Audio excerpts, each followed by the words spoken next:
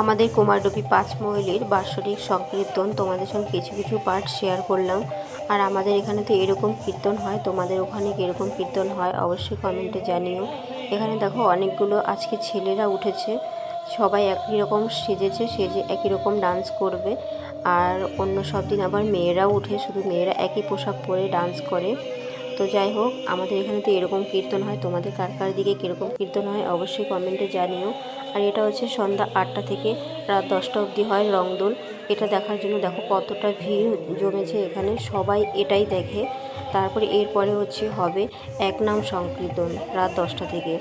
তারপরে দেখো এই যে দেখো কত সুন্দর একই রকম সবাই নাচবে এখানে, আর এটাই দেখতে কিন্তু খুব ভালো লাগে।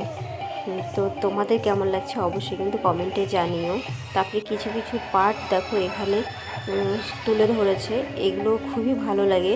তো এখানে শিব আর পার্বতীর কিছু একটা পার্ট দেখিয়েছিল, আর এখানে হচ্ছে মা কালীর কিছু একটা কাহিনী দেখাচ্ছিল। যাই হোক, তারপরে দেখো এই যে মা কালী দেখো এখানে দাঁড়িয়ে আছে, আর এরকমভাবে রক্ত খাচ্ছে সবাইকে মেরে। যাই হোক, এরকম ছোট ছোট কিছু কিছু পার্ট আমাদের এখানে এরকম তুলে ধরে, আর এটাই দেখতে সবার ভালো লাগে। এটা ওই যে বললাম রাত 8টা থেকে 10টা অবধি হয়।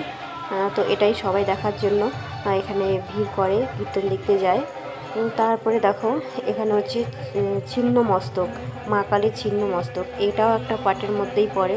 তো দেখো কত সুন্দর লাগছে দেখতে, সবাই একবার বলে জয় মা কালী। তারপরে দেখো সত্যি মানে দেখার মতোই অনেক কিছু আছে। জানি না তোমাদের ভিডিওটা কেমন লাগবে, আশা করি ভালোই লাগবে।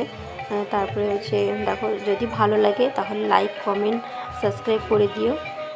তারপরে এই যে এখন শেষের দিকে, তো তারপরে দেখো তার পরের দিন হচ্ছে কুঞ্জবরণ হচ্ছে সেই দুপুর 12টা থেকে বিকেল 3টে অবধি হয়। তো এখানেও দেখো অনেক লোকের ভিড় জমেছে। তো তোমাদের ওদিকে কীরকম কীর্তন হয় অবশ্যই কিন্তু কমেন্টে জানিও। আমাদের এখানে এরকমই হয়।